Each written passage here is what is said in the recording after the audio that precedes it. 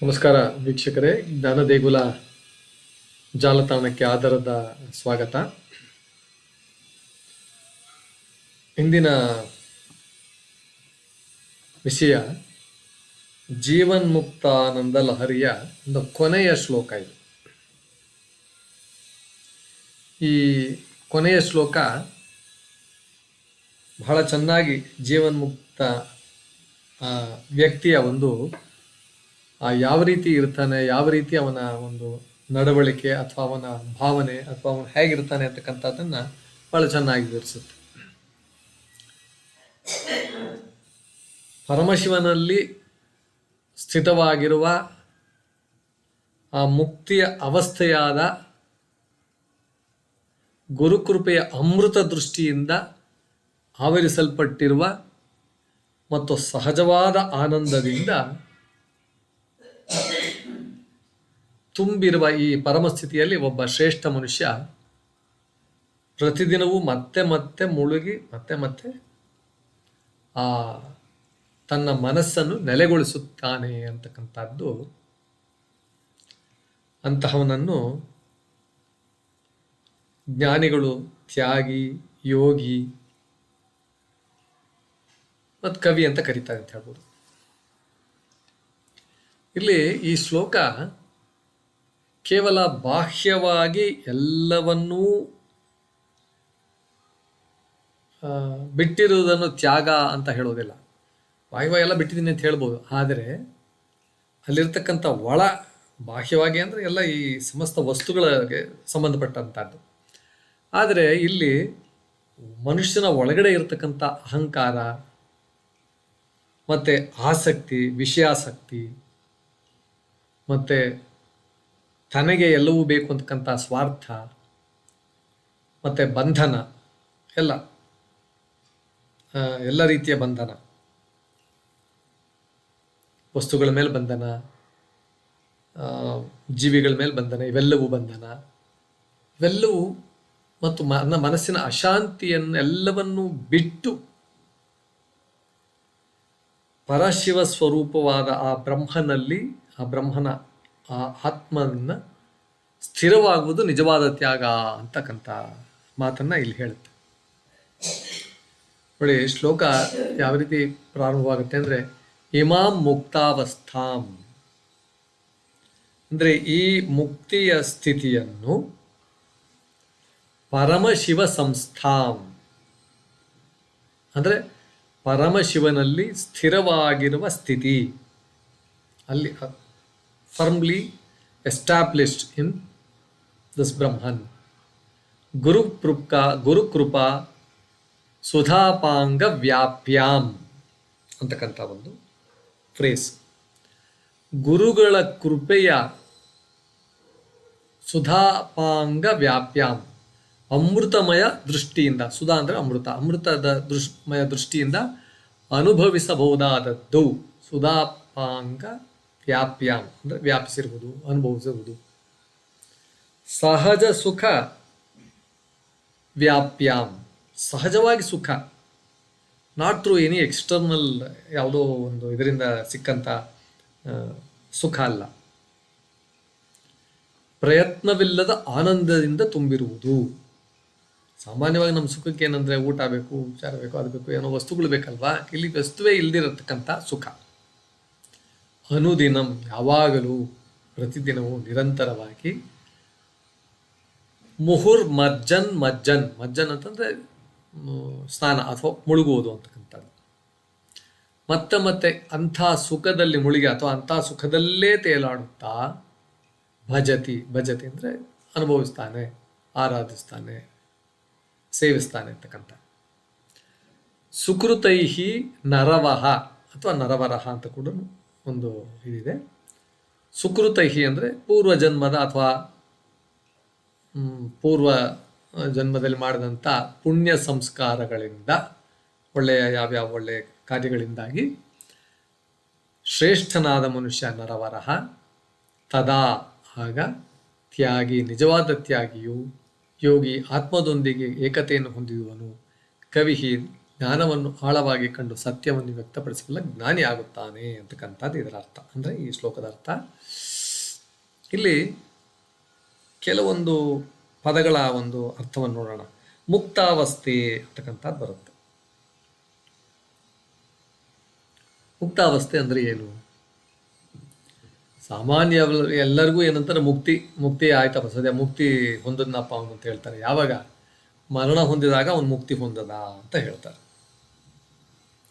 ಮುಕ್ತಿ ಅಂತಕ್ಕಂಥ ಪದಕ್ಕೆ ಪರ್ಯಾಯವಾಗಿ ಅದರ ಅರ್ಥ ಏನಂತಂದರೆ ಮರಣ ಹೊಂದಿದ, ಮುಕ್ತಿಯನ್ನು ಹೊಂದಿದನು, ಮುಕ್ತಿಯನ್ನು ಗೈದಿದನು ಅಂತ ಹೇಳ್ತಾರೆ. ಅಂದರೆ ಇಲ್ಲಿ ನೋಡಿ, ಶಂಕರಾಚಾರ್ಯ ಎಷ್ಟು ಚೆನ್ನಾಗಿ ಹೇಳ್ತಾರೆ ಅಂದರೆ, ಮುಕ್ತಿ ಅಂದರೆ ಕೇವಲ ಮರಣದ ನಂತರ, ಕೇವಲ ಆಫ್ಟರ್ ಡೆತ್ ಸಿಗತಕ್ಕಂಥ ಯಾವುದೋ ಒಂದು, ಎಲ್ಲೋ ಒಂದು ಲೋಕ, ಎಲ್ಲೋ ಒಂದು ಸ್ಥಾನ, ಎಲ್ಲೋ ಒಂದು ಅವಸ್ಥೆ ಅಂತಕ್ಕಂಥದ್ದನ್ನು ಅವ್ರು ಹೇಳಲ್ಲ. ಆ ಅರ್ಥದಲ್ಲಿ ಮುಕ್ತಿ ಅಂತಕ್ಕಂಥದ್ದಲ್ಲ. ವೇದಾಂತದ ದೃಷ್ಟಿಯಲ್ಲಿ ನೋಡಿದ್ರೆ ತನ್ನ ನಿಜವಾದ ಸ್ವರೂಪ ಏನು? ನಿಜವಾದ ಸ್ವರೂಪ ದೇಹ, ಮನಸ್ಸು, ಬುದ್ಧಿ, ಅಹಂಕಾರ ಇವ್ಯಾವುದೂ ಅಲ್ಲ. ಇವುಗಳಿಗೆ ಮೀರಿದಂತಹ ಅವಸ್ಥೆ ಇದೆಯಲ್ಲ, ಇವುಗಳಿಗೆ ಇಷ್ಟಕ್ಕೆ ಸೀಮಿತವಾಗಿಲ್ಲದಿರುವ ಒಂದು ಅವಸ್ಥೆ ಇದೆಯಲ್ಲ, ಅದನ್ನು ಅರಿಯುವುದು ಒಂದು ಮುಕ್ತಿಯ ಮೂಲ ಭಾವ ಅಂತಕ್ಕಂಥದ್ದನ್ನು ಹೇಳ್ತಾರೆ. ಮುಕ್ತಿ ಅಂದರೆ it's not something you get when you are when you expire. It is during this life, it is during this moment, it is at this moment itself you are you should get that. It is some kind of a detachment or understanding what you are, this body, mind, intellect. Beyond all these things is that sthiti. That is how it is mukti. ಸಾಮಾನ್ಯವಾಗಿ ನಾವೇನು ಹೇಳ್ತೀವಿ? ನಾನು ದೇಹ, ನನ್ನ ಮನಸ್ಸು, ನನ್ನ ಸುಖ, ನನ್ನ ದುಃಖ, ನನ್ನ ಜಯ, ನನ್ನ ಸೋಲು, ಈ ರೀತಿ ನಾನು ಮಾಡಿದಂಥ ಕರ್ತವ್ಯಗಳೇ, ನಾನು ಮಾಡಿದಂಥ ಎಲ್ಲ ಕೆಲಸ ಕಾರ್ಯಗಳನ್ನು ಹೊರಗಿನ ಒಂದು ಉಪಾಧಿಗಳು, ಬಾಹ್ಯ ಉಪಾಧಿಗಳು, ಅಂದರೆ ಹೊರಗಿನ ಒಂದು ಏನೋ ಇದೆಯಲ್ಲ, ಅದರೊಂದಿಗೆ ನಾವು ಗುರುತಿಸಿಕೊಳ್ಳುತ್ತೇವೆ. ಅದರೊಂದಿಗೆ ನಾವು ಅದನ್ನು we tag it with that. This is a wrong tagging. ಇದು ತಪ್ಪು ಗುರುತಿಸುವಿಕೆಯೇ ಬಂಧನಕ್ಕೆ ಕಾರಣ ಅಂತಕ್ಕಂಥದ್ದು. ಆದರೆ ಆತ್ಮಸ್ವರೂಪವನ್ನು ಅರಿತಾಗ ಸುಖ ದುಃಖಗಳು ಬರುತ್ತವೆ ಮತ್ತು ಹೋಗ್ತಾ ಇರುತ್ತವೆ, ಪರಿಸ್ಥಿತಿಗಳು ಬದಲಾಗುತ್ತೆ, ದೇಹ ಬದಲಾಗುತ್ತವೆ, ಮನಸ್ಸಿನ ಭಾವನೆಗಳು ಬದಲಾಗುತ್ತವೆ. ಆದರೆ ಇವೆಲ್ಲವೂ ಸಾಕ್ಷಿಯಾಗಿ ಯಾವುದೋ ಒಂದು ತಿಳಿಯತಕ್ಕಂಥ ಒಂದು ಚೈತನ್ಯ ಅಥವಾ ಒಂದನ್ನು whatever you call it, that aspect, that ಇದೆಯಲ್ಲ, ಅದು ಆ ಚೈತನ್ಯವು ತನ್ನ ಸ್ವರೂಪದಲ್ಲಿ ಅಚಲವಾಗಿದೆ ಎಂಬ ಅನುಭವ ಉಂಟಾಗುತ್ತದಲ್ಲ, ಇದು ಮುಕ್ತಾವಸ್ಥೆಯ ಆಂತರಿಕ ಅರ್ಥ.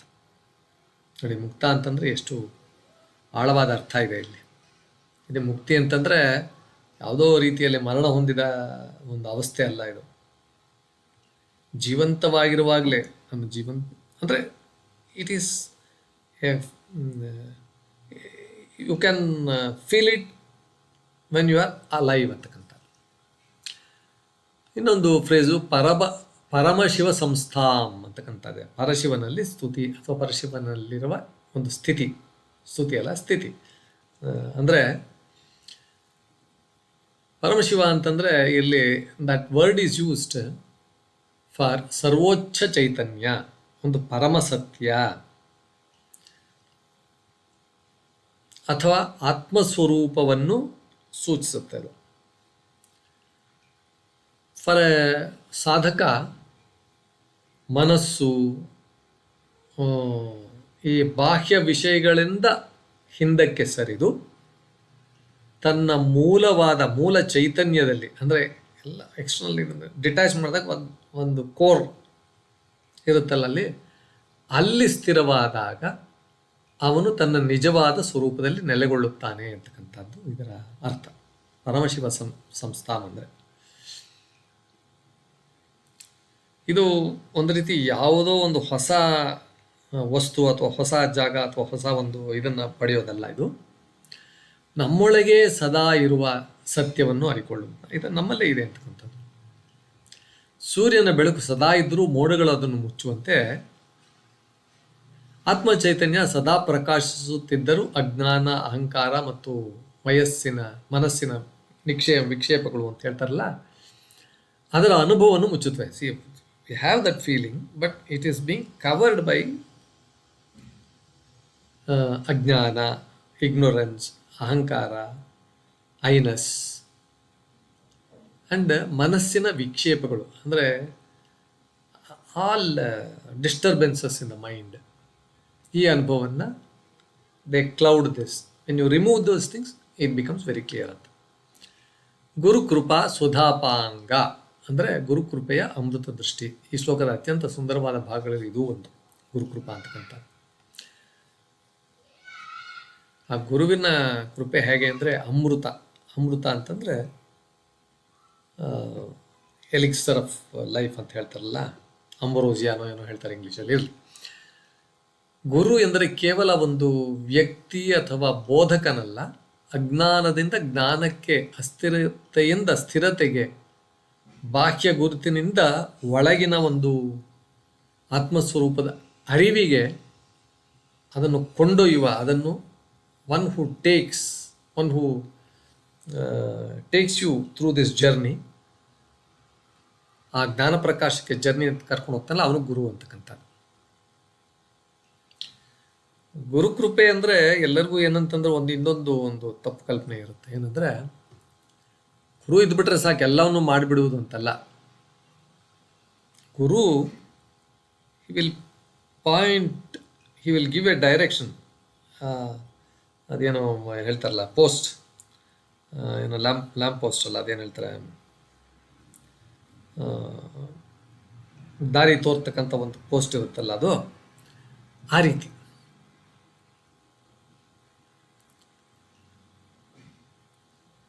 ಅವನೆಲ್ಲ ಮಾಡಲ್ಲ, ಗುರು ಮಾರ್ಗವನ್ನು ತೋರಿಸ್ತಾನೆ. ಈ ಮಾರ್ಗದಲ್ಲಿ ಹೋದರೆ ನೀನು ಸಾಧನೆ ಮಾಡ್ತೀಯಪ್ಪ, ನೀನು ಮುಕ್ತಿಯನ್ನು ಪಡೀತೀಯ ಅಂತಕ್ಕಂಥದ್ದಲ್ಲ, ಅದನ್ನು ಅರಿತು ನಾವು ಬದುಕಬೇಕು ಅಂತಕ್ಕಂಥ.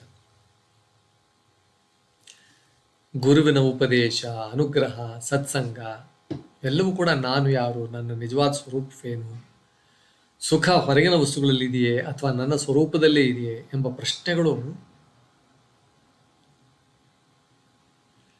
ಆಳವಾಗಿರುತ್ತೆ. ಈ ಪ್ರಶ್ನೆಗಳು ಮನುಷ್ಯನಲ್ಲಿ.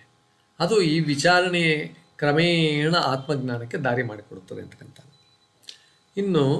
ಇನ್ನೊಂದು ಪದ ಇಲ್ಲಿ, ಇನ್ನೊಂದು ವರ್ಡ್ ಏನಂದರೆ ಸಹಜ ಸುಖ ವ್ಯಾಪ್ಯಾಮ್ ಅಂತ. ಸಹಜವಾದ ಆನಂದ. ಇಲ್ಲಿ ಹೇಳಿರ್ತಕ್ಕಂಥ ಆನಂದ ಅಥವಾ ಸುಖ ಅಥವಾ ನಿಮಗೆ ಹ್ಯಾಪಿನೆಸ್ ಅಂತ ಹೇಳ್ತಾರಲ್ಲ, ಅದು ಇಂದ್ರಿಯಗಳಿಂದ ದೊರೆಯುವ ಸುಖವಲ್ಲ. ಕಣ್ಣು ನೋಡಿದಾಗ ನಿಮಗೇನೋ ಖುಷಿ ಆಗುತ್ತಲ್ಲ, ಅಥವಾ ಕಿವಿ ಕೇಳಿದಾಗ ಖುಷಿ ಆಗುತ್ತಲ್ಲ, ಚರ್ಮದಿಂದ, ಇವು ಯಾವುದೂ ಅಲ್ಲ. ಯಾವುದೇ ವಸ್ತು ಸಿಕ್ಕಾಗ ಉಂಟಾಗುವ ಸಂತೋಷ ಆ ವಸ್ತು ಆಗ್ತಿದ್ದಂಗೆ ಕಡಿಮೆ ಆಗುತ್ತೆ. If it is not available, if it changes, if anything which is available goes out of reach to you, then ಆ ಸುಖ ಕಡಿಮೆ ಆಗ್ತಾ ಹೋಗುತ್ತೆ. ಇಲ್ಲಿ ಸಹಜ ಸುಖ ಅಂದರೆ ಯಾವುದೇ ಬಾಹ್ಯ ಕಾರಣವಿಲ್ಲದೆ ಸ್ವಸ್ವರೂಪದಲ್ಲಿ, ಆತ್ಮಸ್ವರೂಪದಲ್ಲಿ ನೆಲೆಗೊಂಡಿರುವ ಶಾಂತಿ ಮತ್ತು ಪೂರ್ಣತೆ ಇದೆಯಲ್ಲ, ಇದು ಸಹಜ ಸುಖ. ಇಲ್ಲಿ ಮನಸ್ಸಿನ ಬಯಕೆಗಳು ಕಡಿಮೆ ಆದಾಗ, ಇನ್ನೇನಾದರೂ ಸಿಕ್ಕರೆ ಮಾತ್ರ ನಾನು ಸಂತೋಷವಾಗುತ್ತೇನೆ ಅಂತಕ್ಕಂಥ ಇದ್ದು ಮನೋಭಾವ ನಮ್ಮಲ್ಲಿ ಕಡಿಮೆ ಆದಾಗ, ಅಲ್ಲಿ ಆಗ ಒಳಗಿನ ಶಾಂತಿ ತನ್ನದೇ ಆದ ಆನಂದವಾಗಿ ಪ್ರಕಾಶಿಸುತ್ತದೆ ಅಂತಕ್ಕಂಥ. ಮುಹುರ್ಮರ್ಜನ್ ಅಂದರೆ ಮತ್ತೆ ಅದರೊಳಗೆ ಅಲ್ಲೇ ಒಮ್ಮೆ ಧ್ಯಾನ ಮಾಡಿದರೆ ಸಾಕು, ಅಥವಾ ಒಂದು ಬಾರಿ ಶಾಸ್ತ್ರ ಹೇಳಿದರೆ ಸಾಕು ಎಂಬುದಲ್ಲ. ಅದು ಇಲ್ಲಿ ಒಮ್ಮೆ ಮತ್ತೆ ಆತ್ಮಚಿಂತನೆ, ಧ್ಯಾನ, ಜಪ, ಗುರೋಪದೇಶ ಮತ್ತು ಆತ್ಮವಿಚಾರದಲ್ಲಿ ಮುಳುಗಬೇಕು ಅಂತಕ್ಕಂಥ ಮಾತನ್ನು ಇಲ್ಲಿ ಹೇಳ್ತಾರೆ. ಅಂದರೆ ಶ್ರವಣ ಮನನವಾಗ್ತಾ ಇರಬೇಕು ಅಂತಕ್ಕಂಥದ್ದು.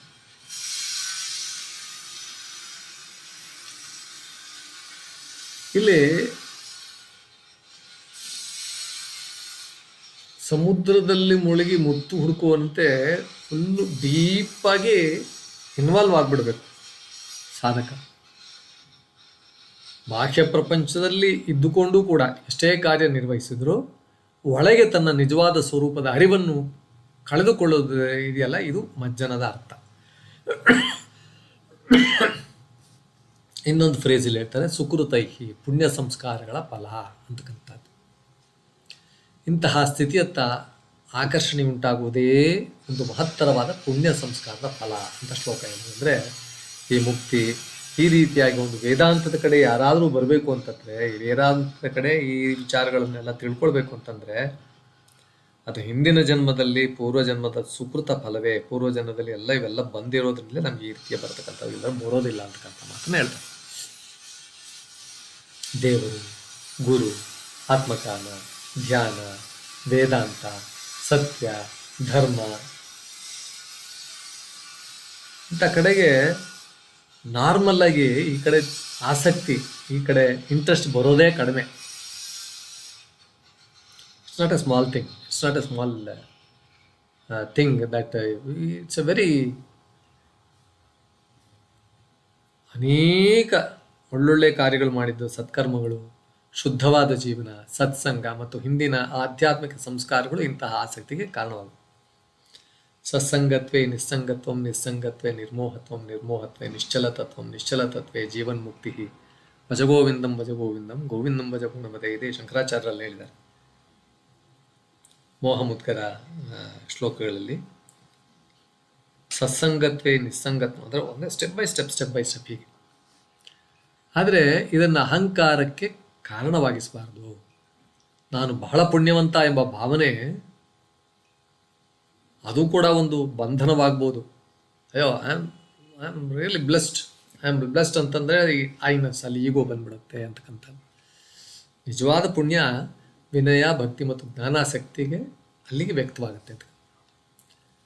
ಇಲ್ಲಿ ಇನ್ನೊಂದೆರಡು ಮೂರು ಹೇಳ್ತಾರೆ. ಜ್ಞಾನಿ ಅಂದರೆ ಏನು, ಯೋಗಿ ಅಂದರೆ ಏನು, ತ್ಯಾಗಿ ಅಂದರೆ ಏನು ಅಂತಕ್ಕಂಥದ್ದು. ತ್ಯಾಗಿ ಅಂದರೆ ಕೇವಲ ಮನೆ ಬಿಟ್ಟು ಕಾಡಿಗೆ ಹೋಗೋನಲ್ಲ, ಹೊರಗಿನ ವಸ್ತುಗಳನ್ನು ತ್ಯಜಿಸಿದ್ರು ಮನಸ್ಸಿನ ಅವುಗಳ ಮೇಲಿನ ಆಸಕ್ತಿ ಉಳಿದಿದ್ದರೆ ನಿಜವಾದ ತ್ಯಾಗ ಅದಾಗಲ್ಲ. ನನ್ನದು ಎಂಬ ಭಾವನೆ ಕಡಿಮೆ ಆಗಬೇಕು, ಫಲದ ಮೇಲಿನ ಅತಿಯಾದ ಆಸಕ್ತಿ ಬಿಡೋದು, ಅಹಂಕಾರವನ್ನು ಸಡಿಲಿಸುವುದು ಮತ್ತು ಸುಖ ದುಃಖಗಳಲ್ಲಿ ಸಮತ್ವವನ್ನು ಬೆಳೆಸುವುದು ನಿಜವಾದ ತ್ಯಾಗ. ಇನ್ನು ಯೋಗ ಎಂದರೆ ಏಕತೆ. ಯೋಗ ಎಂದರೆ ಕೇವಲ ದೈಹಿಕ ಆಸನಗಳ ಅಭ್ಯಾಸವಲ್ಲ.